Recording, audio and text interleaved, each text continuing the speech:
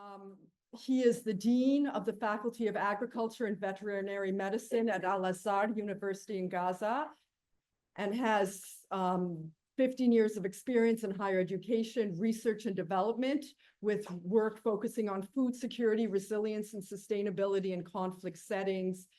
His work specializes in designing post-conflict rehabilitation, recovery and development programs, and he has collaborated with international organizations such as the World Food Program, the Food and Agricultural Organization, and the UNDP.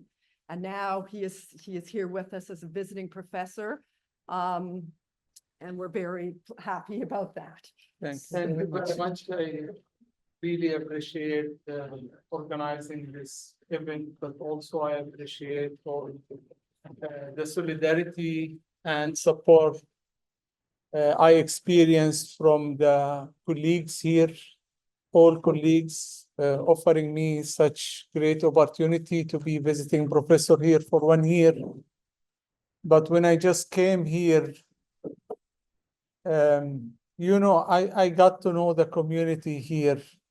They are really great people, supporting and providing all means of solidarity and potential support, and offering me also to support my community back home in Palestine, especially the academic community. I really appreciate this, and this actually gives us always a feeling that we are not alone. And this is just something we do appreciate as Palestinians, because, you know, frankly, before coming, I was told about, you know, some challenges that may face pro-Palestine actions in Canada and USA, in the West in general. But now when I just, you know, meet other colleagues from other institutions, I'm asked actually, what are you doing at York? I'm in York. So with this encampment and what happened there, I tell them, you know, so far it's really great. All the people I'm just like talking to are very supportive, showing all solidarity. And I really I need to start appreciation for all this. And this event is one of those things that really I experience and appreciate. Talking about higher education in Palestine, so this is not a new story. This is not something that started only on the 7th of October. Our story is really old one. It's more than 100 years ago. Education is one important part of the story, but it's not the full story. I mean, the story is really just rooted in the history with a very clear, ugly settler colonialism model that would like actually to eradicate the Palestinian presence over the Palestinian land. And this is actually, maybe if we would like to start, we may just start with this map reflecting the demographic change over time. So this is actually reflecting the Palestinian presence before 1947. And this is how the things were just changing over time. So at that time, when we talk about Palestinian presence, what does it mean, Palestinian? Palestinians are, or Palestine is a nation, so it's a nationality. Palestinian is a nationality, it's not a religion. So being a Palestinian, you can be Palestinian Muslim like me, and you can be a Palestinian Christian like Jesus. But also you can be Palestinian Jewish. Like the Jewish we have there in West Bank, they are actually disadvantaged and targeted by the Israeli occupation. So it has nothing to do with religion at all. So this is something, a claim that was actually promoted, that they would like to take a land with no people, for people with no land. And this is the trusted, I mean, this is, you know, like the promised land for the Jewish, which is another model simply of using religion just to do some evil project that has nothing to do with religion and has nothing to do with God. This is very simple, because I mean, whenever just talking about Palestine issue, so we are accused being like, of course I am Palestinian, so by default, I am just defined being anti-Semitic. So even if I'm Jewish, I will be defined as anti-Semitic. So this is something like, it's really very clear. So just talking for Palestine, you don't need to be Muslim, you don't need to be Christian, you don't need to be Jewish. The only thing you need to be a human being.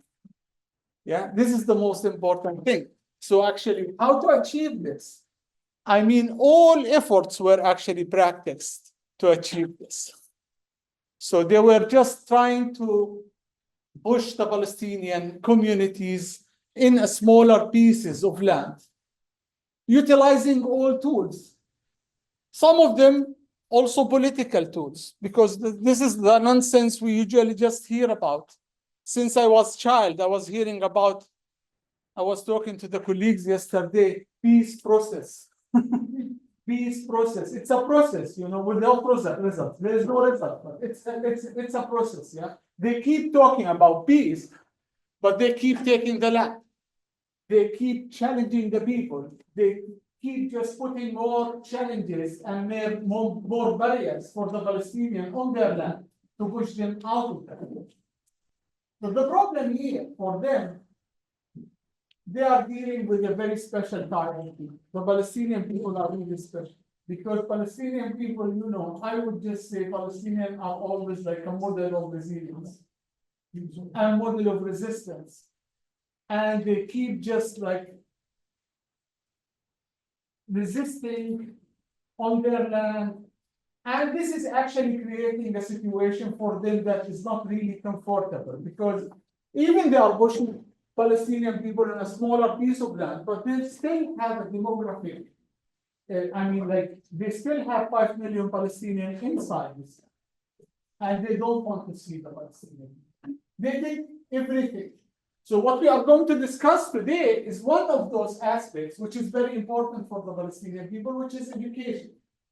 Education for Palestinian people is seen as identity. It is seen as a very essential activity that actually links the people with their land and also make our generations aware of their rights on their land. And this is actually seen as a big threat for them. I usually say that the Israelis really do not care about this armored resistance. For them, they would see someone who's building universities or teaching in universities more dangerous for them, more than those armored resistance that actually, you know, most of the time are utilized as a justification for all the crimes they are doing. So now, what they have been doing in Palestine, it's really horrible. I mean, this is the situation right now in West Bank, for example. In West Bank, so you have around 3 million living in a total area of around 5,550 kilometers square. But we are talking about 227 geographically disconnected districts. So if you would like to move from one area to another, you need to go through Israeli checkpoints with a very humiliating, and I will show photo how they are dealing with this. But West Bank are even divided based on this peace process into 3 categories, A, B, and C. A, it's fully controlled by the Palestinian Authority, which is said to be fully controlled by Palestinian Authority, while the Israeli soldiers every day are coming into area A, just even committing whatever, like as you hear, like every day they are coming to Jenin, to Ramallah, to Nablus, and even killing people, destroying even buildings, roads, and everything. So area B, it is jointly managed, and area C is fully managed by the Israelis. But within even this agreement and this peace process, they keep actually taking more land every day, building illegal settlements. Although it is called illegal settlements in the international community, But still nobody is holding Israelis accountable for their crimes taking the lands of the Palestinians. With this even wall eating up the properties of the Palestinian people. Like you have too many like cases when you see just like a farmer, just in one day, the separation wall was established in his land, just cutting his land into two pieces, part of it inside Israel and the other part inside in Gaza, and he's not allowed to ask where it's going. Yeah. So they were committing like several, I mean, that first Nakba, the first genocide against the Palestinian people. Me, myself, I'm originally from Gaza. So my grandparents did not immigrate at that time because we were originally from Gaza. We were receiving refugees from historical Palestine. When we were told by those people, I mean, like elderly people just telling their stories, I was, you know, at a certain point of time, I was not really like sure what kind of horrible feeling, just leaving your house, closing with the key, with the hope to come after 10 days back after the war is ending, coming back to your house. And you just spend around 80 years far away from your house, while your house and your furniture, everything inside your house is taken by the occupier, the settlers, and you are not allowed to visit it. It should be actually really painful. At that time, I did not experience this. Now, 2023, I experienced this. I still have the key of my apartment back home. I left everything. At the time when I just closed the door, even my wife was asking me if I will just take my laptops with me. I told them, what for? You know, it's like 2-3 weeks, we are coming back. We left even our clothes inside the house. And now it became even a second Nakba and a dream to come back to your apartment. I got this painful feeling, the same. And this is what they have been trying to do. Gaza is a totally story. I mean, while I was just trying to get those maps for the presentation and I was following the news, even this is an old map of Gaza. This is an old map in Gaza before this war and genocide starting. Now the genocide, they are talking about eating up around like 30 to 40% of Gaza just being occupied by the Israeli militaries with a very clear, even announced plans to bring settlers inside Gaza and pushing people even because they were not able to push people outside Gaza. So they are pushing them in a very small piece of land inside Gaza. Gaza is a very high population density compared to any other place in the world, even before the war. And now they are just even creating more and more problems for the Palestinian people in Gaza. So of course, I'm talking here about 17 years of siege by the Israelis, but this is not the start of the occupation. The occupation is we have a very long history with the occupation, just creating, usually, you know, I just call Gaza is the sustained crisis. So they have kind of a strategy for Gaza. Gaza in the past, it's not allowed actually to live, but at the same time, we are not allowed to die. So they will keep us presenting us as emergency case for every time we will discuss with donors, we are talking about when we are going to shift into some early recovery and development programming for Gaza. It has never happened. We have been always thinking about emergency humanitarian aid for Gaza people. And usually I think about it, if we accumulated the money that was spent on emergency programming in Gaza, we would just build maybe the strongest economy ever. Yeah. So this is one of the challenges that we are seeing there in Gaza. And this is also sometimes reflected sometimes by the agenda of the donors.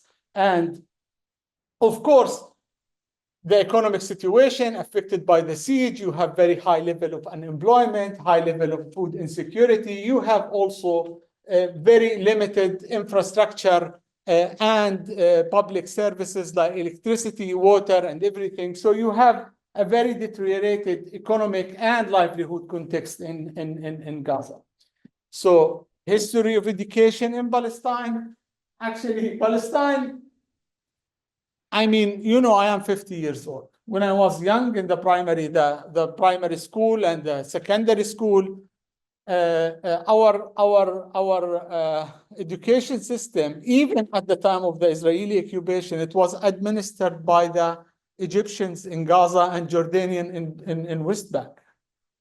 So there was not allowed kind of a Palestinian curricula or a Palestinian administration of the education system. It was given to the Egyptian to just, and therefore, as a child, I was actually taught about the pharaohs, but I was not told about the Palestinian history. Yeah. And this is actually what is frightening.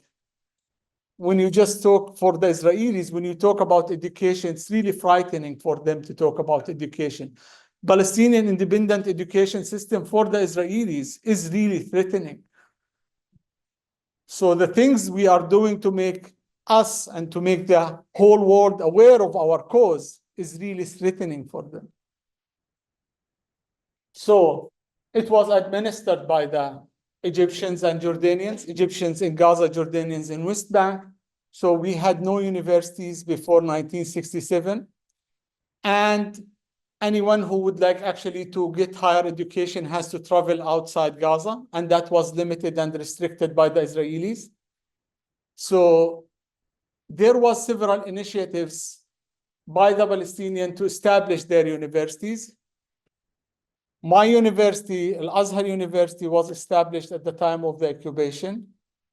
And I don't know, maybe some of you just is aware of the name Azhar University. Azhar University is a well-known university in Egypt with a very long history. I mean, all the Arab and maybe Islamic countries, they know about Azhar University. So why the name of my university is Azhar University?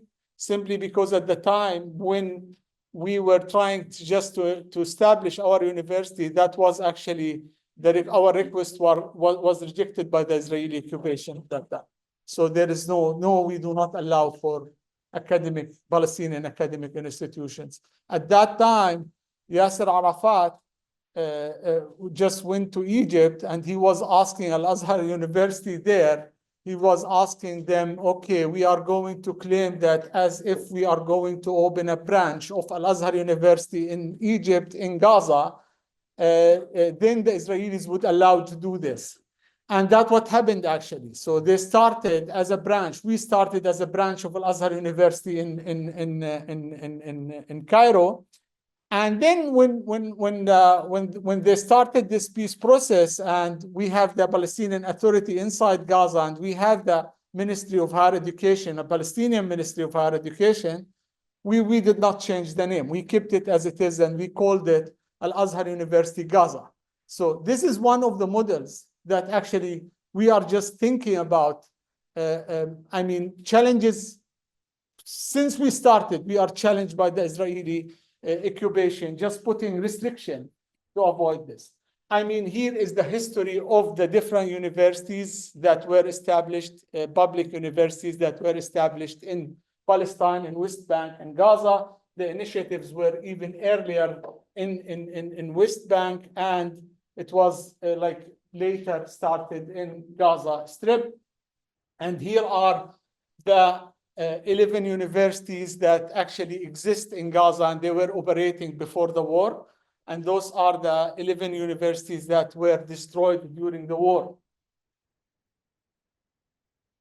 So why education is very important for the Palestinian people? As I said, first thing, that it is national identity.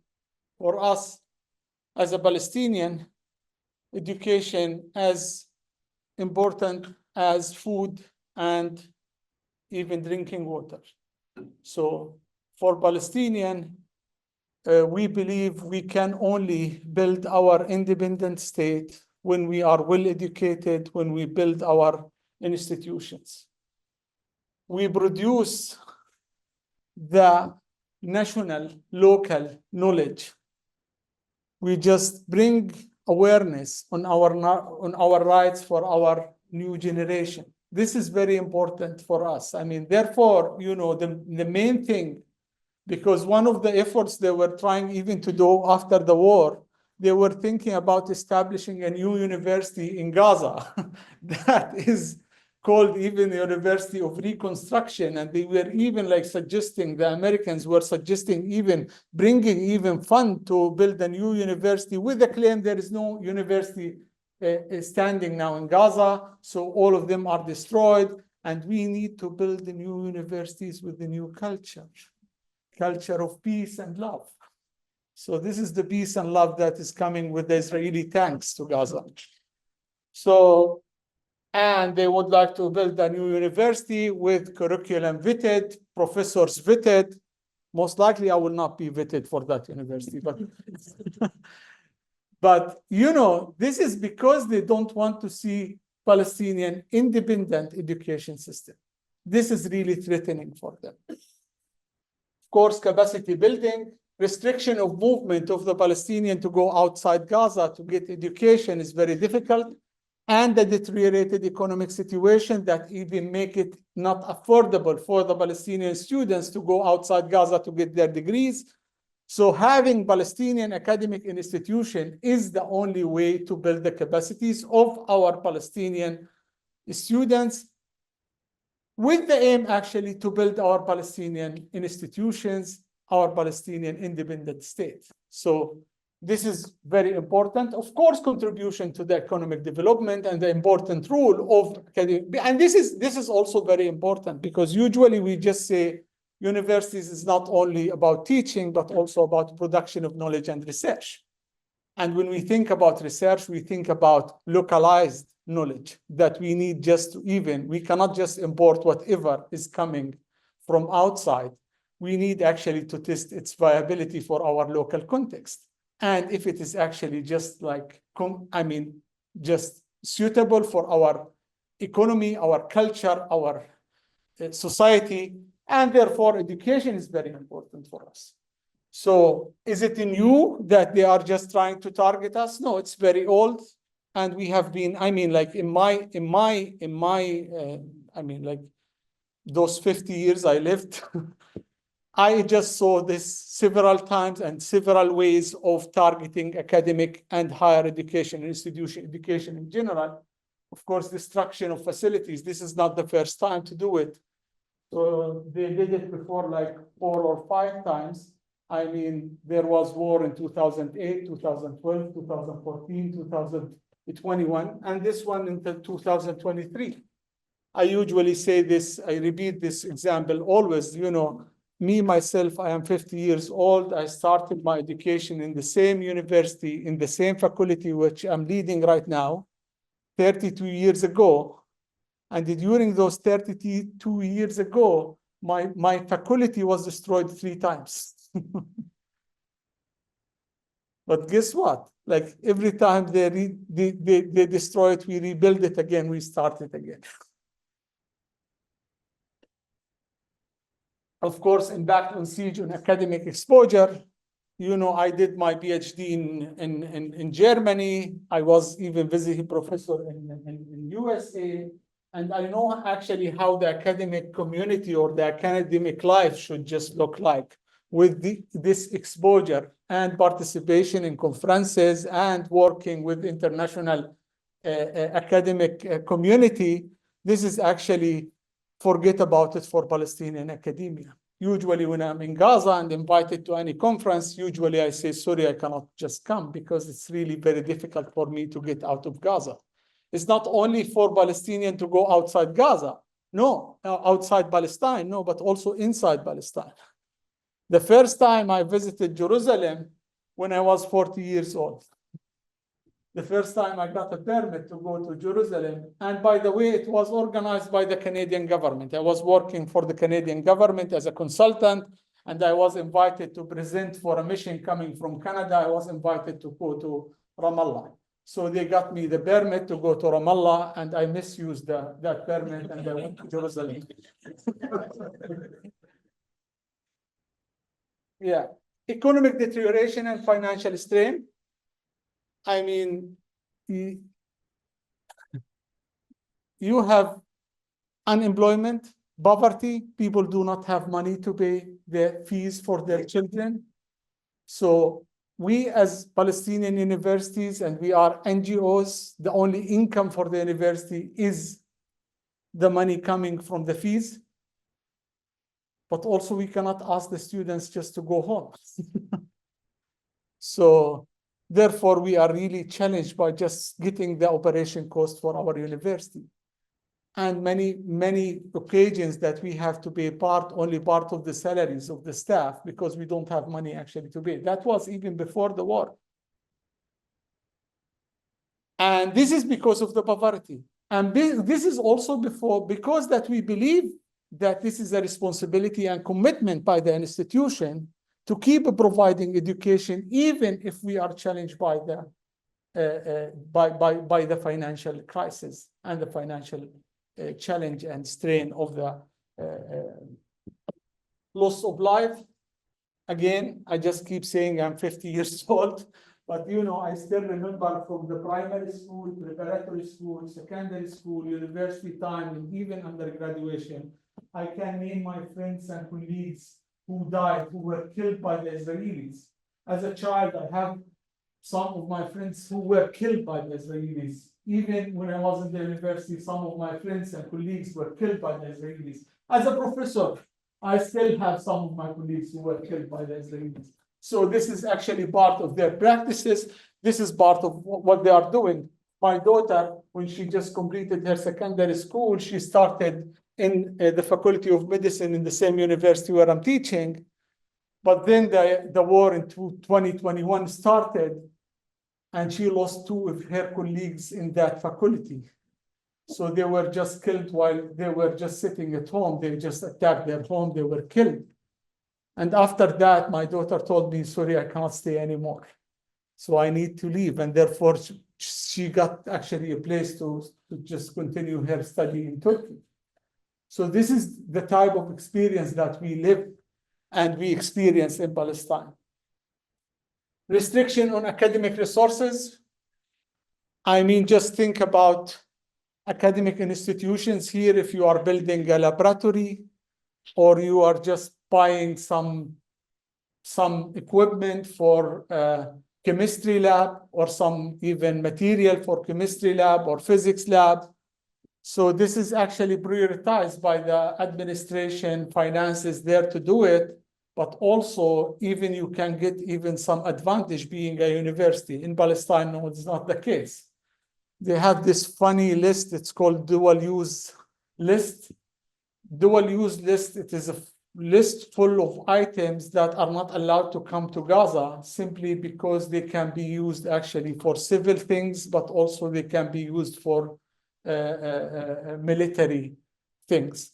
So usually when we just ask for some of those materials or equipment, and we have the donor who's willing actually to pay this, to provide this to the university, we are not allowed to bring it because the Israelis do not allow actually to bring this, especially even if they are told that this is coming to universities, because again, for them, universities is a threat.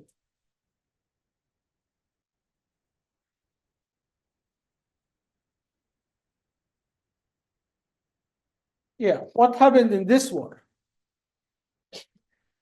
The Israelis thought that, okay, we did it several times, but it doesn't seem to be successful in the academic institution. What should we do this time? We should do it in a systematic way and just end it once and for all, And this is actually what they have been doing. They were just coming inside the campuses. So they come for a certain campus, like the campus where I just work. And they install, they just bring their explosions and they explode, and they are filming, they are making even filming what they are doing while they are laughing.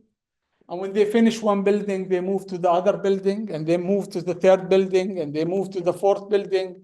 And then when they finish, we just finish. I will show you a photo, and they even publish this in a in a social media, sorry for this, but they said, we finished this shit. Let's move to the other. Yeah. So they were filming this and even like putting this in social medias, proud of what they are doing. So what they did, they destroyed all the universities in Gaza. 90% of our buildings, including administration building, lecture halls, research stations, community services centers, everything was destroyed. Even whatever is remaining of those buildings is out of services. You cannot use anymore. So they destroyed all, and it's a very systematic way. And what is really was shocking for us at the beginning of the war, that at the beginning of the war, we were trying to access the websites of the universities. The websites are hacked. I wonder actually why Israelis would just be interested in hacking records for students. I mean, data of the university. What this would help the Israelis. So how this actually is affiliated in any way to Hamas or any other resistance movement, I do not understand this. I mean, but I think it's very clear, because for them the aim was not what they claim. Actually, it is their objective. It is destruction of all beings of life. This is actually the objective. They killed more than 117 academics. 3 of them are presidents of universities. 17 of them are professors at the universities. Thousands of students. And believe me, I just hate talking about numbers, because numbers for me is really painful. Because I know that behind each and every individual case, there is a very long story and very painful story. These are human beings. These are not numbers. But we are talking also about around 88,000 Palestinian students are left without universities, and around 5,000 staff members at universities left without any income, because the only income is coming from the fees of the students.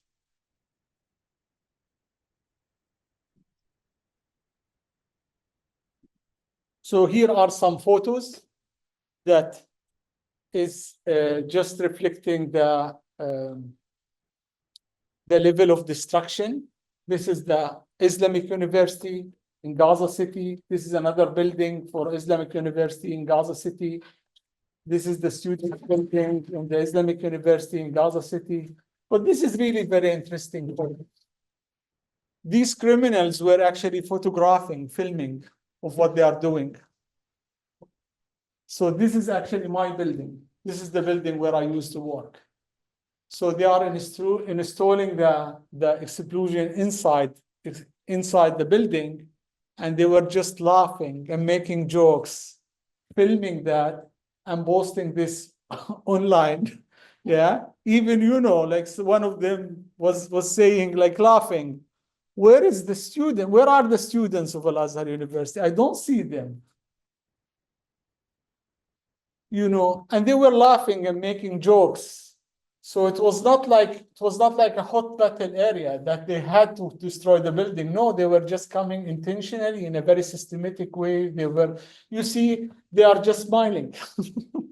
They are smiling. And here is the result. And here is the result. And this is, let's go, we finally done with this shit. This is from their social media. This is what they announced in their social media. Simply because they have the feeling they will never be held accountable for what they are doing. So if the international community actually is holding them accountable for what they are doing, so they would never actually do this, because I know, like, criminals, when they do crimes, they hide. But here, when the whole international legal system fail actually to hold them accountable, so they don't care. This is the place where I used to work. And here was my office. And nothing is remaining right now. This was, by the way, this was donated by the King of Morocco. And it was really a very big, fancy building. Of course, our institution would never afford to build such one like this, but we went to the King of Morocco and told them, you know, the Israelis destroyed our building. And because of some political issues that he would like actually to do, so he just gave us around $7 million to build this building with everything equipped. And me, myself, I was working very hard during the last 7 years just even to get whatever support from donors to build even our laboratories, our research station, and everything. Now everything is lost. But it's the same in all other universities. As you see here, here's Al-Quds University, this is Al-Aqsa University, Al-Quds University, Al-Isra University. But we are Palestinian, and we are models of this unit. Before presenting what actually the Palestinian academic institutions did, I just selected to present one of my students did.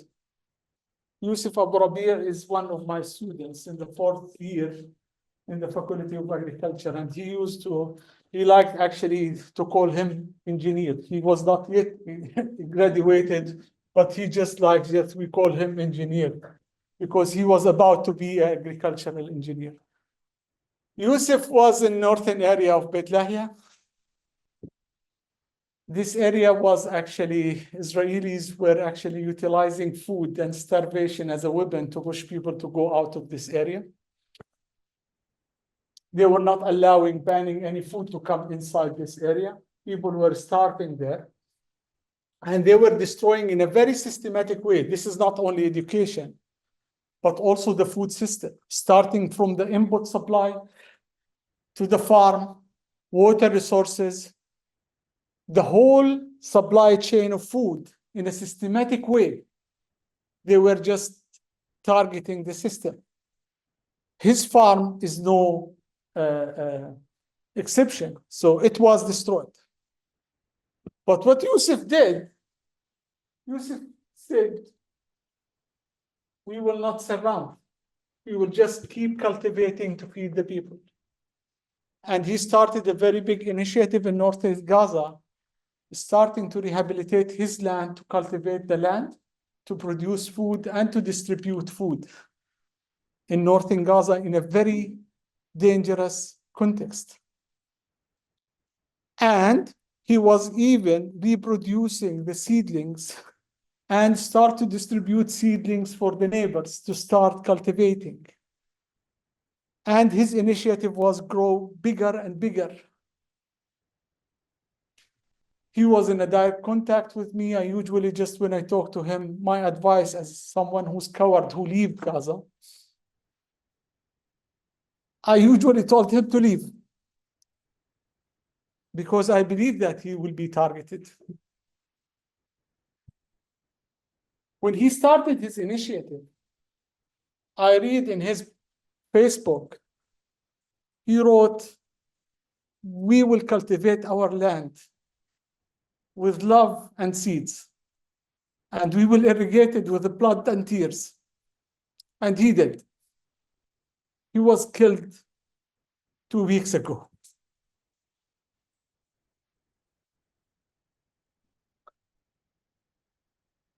When we just hear such story, we feel responsible that those people, we need actually to stand with them.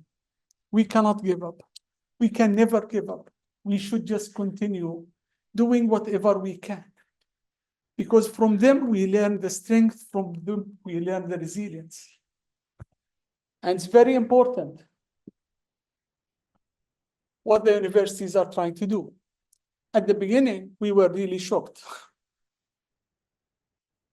Our faculty, our administration were displaced, their houses destroyed. Most of them are displaced in tents, no food, no drinking water, nothing at all. Some of them, like me, we could actually leave.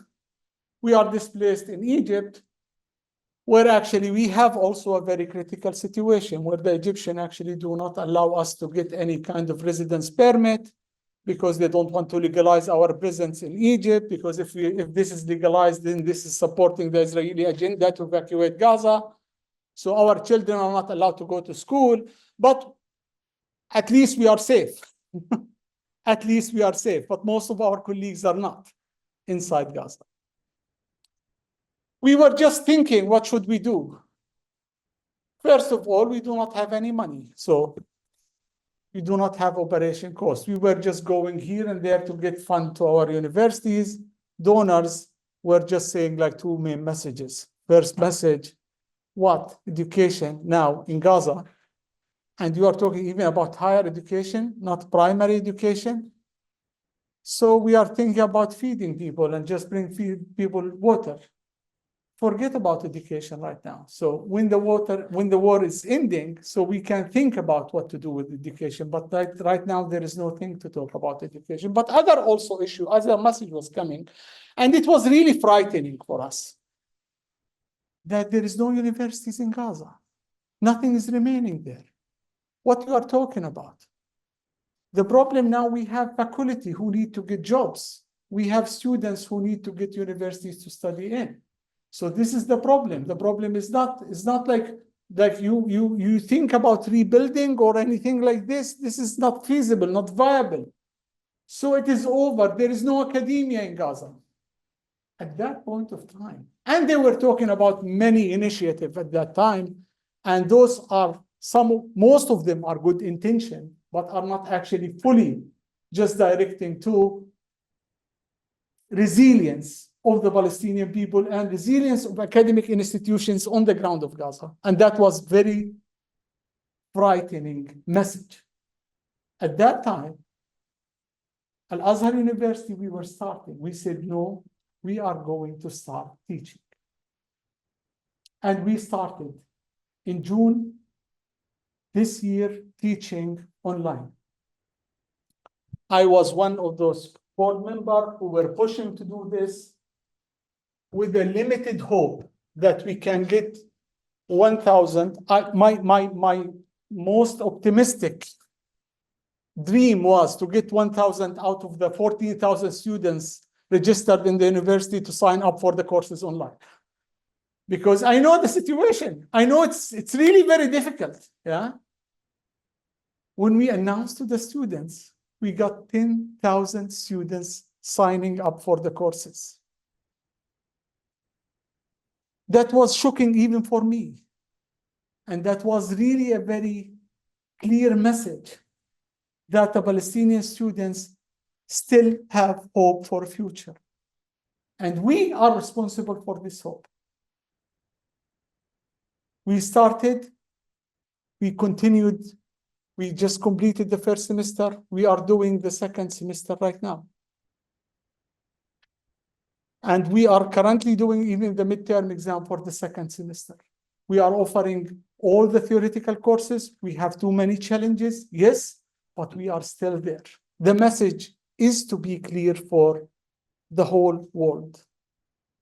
Yes, they destroyed our buildings. Yes, they destroyed our infrastructure, but we are still alive. We are still resisting. We still have hope for future. And this is the most important thing that we would like actually to tell everybody. So not only teaching, but also we are doing something related to research. And we believe that research is very important, and we are going to talk about research and even joint research in the coming, now just in a bit. We are just talking about what you can do here. And we were thinking about planning, because just talking about education, I mean, we are thinking about phases. The phase, which is right now, which is the most dangerous phase. We need to sustain operation, that's it. We don't need to rehabilitate anything. We don't want to think about rebuilding anything. we need to sustain our mission as an institution existing on the ground. Al-Azhar University, we have really a very unique forms of support we got. As I told you, our servers was destroyed. Our system is hacked. We are going online. We do not have anything. How can we just work? We went to a university in Jordan, it's called Al-Balqa University. And they accepted actually to host our system and online education. But the great thing about it, they offered this under the umbrella of Al-Azhar University. Their name is not mentioned. Which is very important, because this is a very important message that we are still operating. Now, I am teaching my students on a servers in Jordan. Yeah. But the students and me, when I go on the website of Al-Azhar University, I go to the Moodle Al-Azhar University, and then from there I'm teaching my students. And this is the very important message that we are doing. So this is the first phase. The second phase after the end of the war, and this is, we are realistic. We know that we will not be able actually to just, if the war is over tomorrow, we will just go to the lecture hall, no, we will not be able to do this. We would just rebuild, rehabilitate whatever is possible, just to start some operations on the ground. But we will not go back actually to our initial or previous war model unless we have like 5 years time. And therefore, we are just planning for 3 phases. The current phase, what we are really interested in, just to keep the operation going and to get whatever operation cost funding enough to just keep the operation. So far, we are just teaching most of the people, like all the people are just providing this on a voluntary basis. Just think about it. It's really difficult, because just think about a distinguished professor who's actually used to live, he just worked very hard he or she just worked the whole life to achieve a comfortable, life. And then in one day, no house, he lives in a tent. He spent most of his savings even just to secure some basic needs like food or water. And he lived in a tent in a very difficult situation, spending most of his time to find some food or to find some water. But at the same time, he's resisting. And sometimes he has to walk like 5 or 6 kilometers to get internet connection. That is also very risky, because the Israelis are attacking those internet bots. And at the same time, we do not pay them salaries.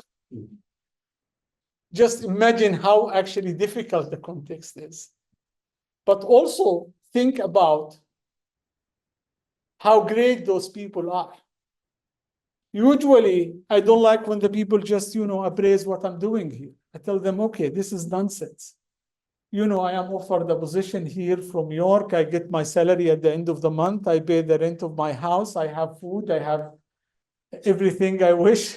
I have good internet, good electricity. So I'm sitting home, and just doing some lecturing. This is not really something like outstanding, but what is really outstanding, what they are doing over there. This is really outstanding. This is really, we need to respect what they are doing there. This is one of those very popular photos that we have a defense of master thesis in a tent. And this is very, I was in a panel that maybe the student was sitting in a tent back home with even the rest of the panel sitting in that tent. I'm just sitting on the computer just as a panel of that. Our medicine students, it's really a miracle, our medicine students. You have to see them inside the hospital. They are working as doctors. So they are in year 4 and year 5 in medicine school, but we do not have doctors. Doctors either killed or displaced, and they have, nothing. even no facilities, nothing inside. And under the pressure of me, they are going there actually to receive their practical training, but they became doctors just in a full operation. If you just hear about any medical mission who went to hospitals in Gaza, he would tell you about medicine students who were acting like totally as doctors inside the hospitals because they do not have doctors there. Research initiative, and this is very important. And this is also reflecting a very important rule, and I would say even ethical commitment of not only the researcher, the Palestinian researchers, but researchers in all over the world. And it's very important to say this here. We still are interested in research, and we still believe research is very important in Gaza. And it's very important in Gaza for two reasons. The first reason, we need to produce academic, documented research to reflect the crime and to document the crime and its implications on the life of the people. This is our responsibility. What we are observing now, something that we have never experienced in our life, or even maybe previous generation never saw such thing like this. We are all responsible to produce research to reflect the crime. Whatever your discipline is, environment, food, engineering, medical, education, legal, health, whatever. There are too many open questions there in Gaza to reflect and to work on. Currently, I'm working on a research project jointly with the London School of Economy to work on the implication of the crisis on the food system and what kind of coping mechanism developed by the community to cope with the crisis and how actually this community mechanism is working as a resilience model. But this is not the only reason why we need research. There is one other reason which is more important even. I just told you about this initiative by the kind Americans building a new university in Gaza. This is a very clear example of fund coming with agenda and vision.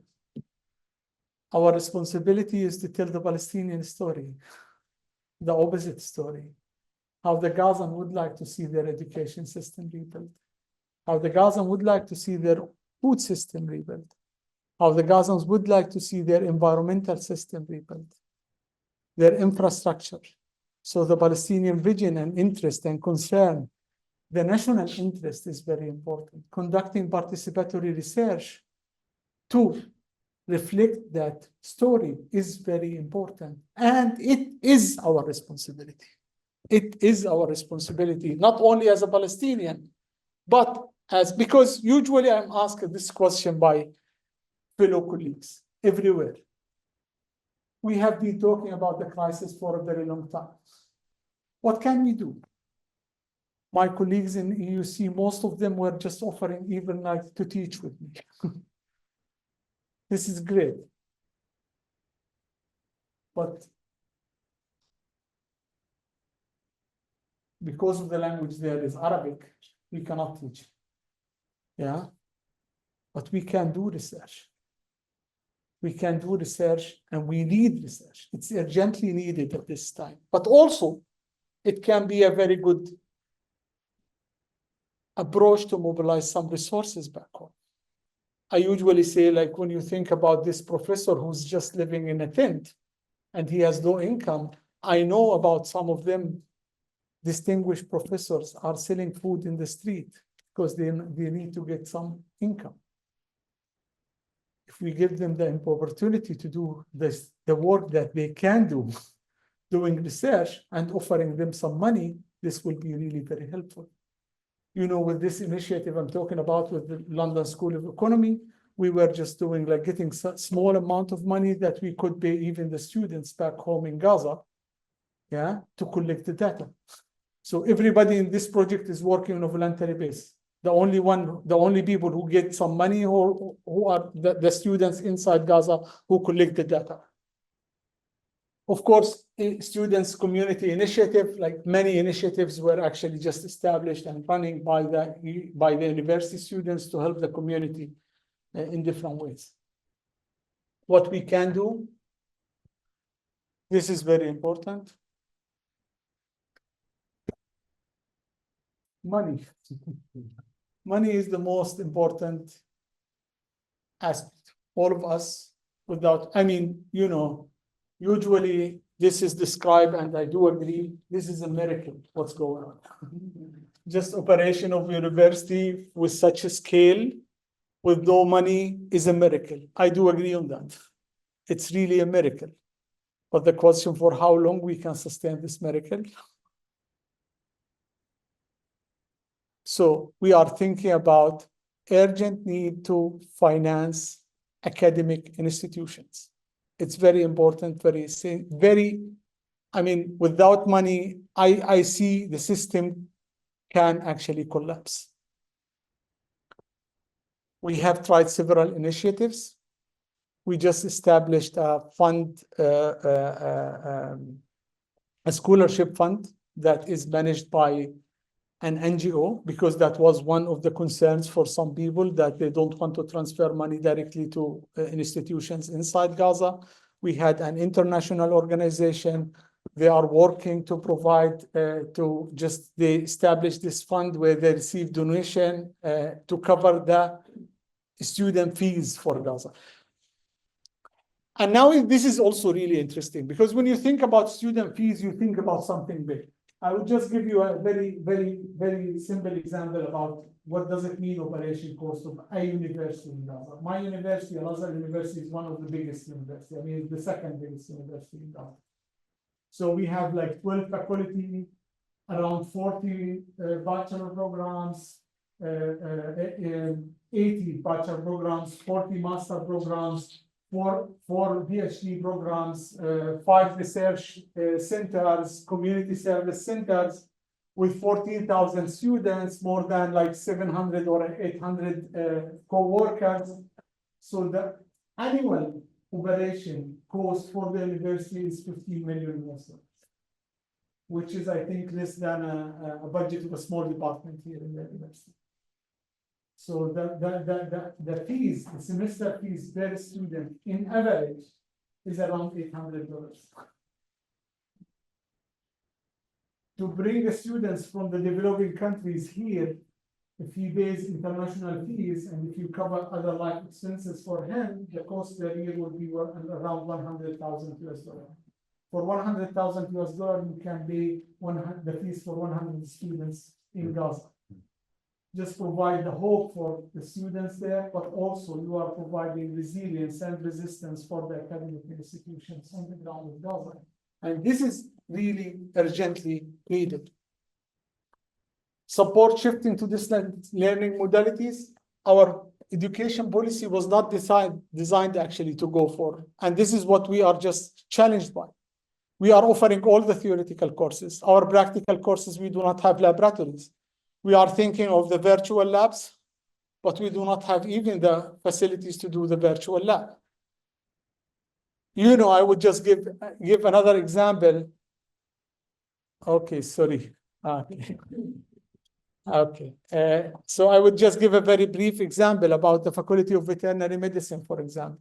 We have the first cohort was expected to graduate last summer.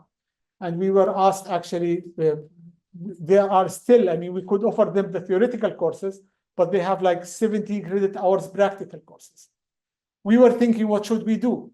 For those who are displaced in Egypt, we could get them a place in Morocco to go to do their practical training there. For the other 40 students who are still in Gaza, I was discussing with my colleagues there, and they told them, okay, listen, we have to find a solution. So it's kind of YouTube, some videos, whatever, just they need to graduate. And I said, this is nonsense, because they are going to be a vet doctors. So they will kill the animal. Yeah. I said, okay, just connect them with whatever private sector, public sector, Ministry of Agriculture, anything, do anything. He said, the problem, we do not have livestock anymore in Gaza. They killed all animals. Either they killed them directly or they banned the fodder to come inside Gaza and they were starving, they died. We don't have livestock there in Gaza. So they are criminal not only against people, against a human being, but also against animals. Joint research is very important, and it's a responsibility for all of us. Don't stop talking. Keep talking. Keep informing, learning, teaching everybody about the crime that is committed against the Palestinian people in all fields. I'm talking here about scholasticide. Stefan kindly just invited me to go to just talk even about food system and how food is actually used as a weapon. So we need all of us in all our fields, we need to talk about it. Thank you very much.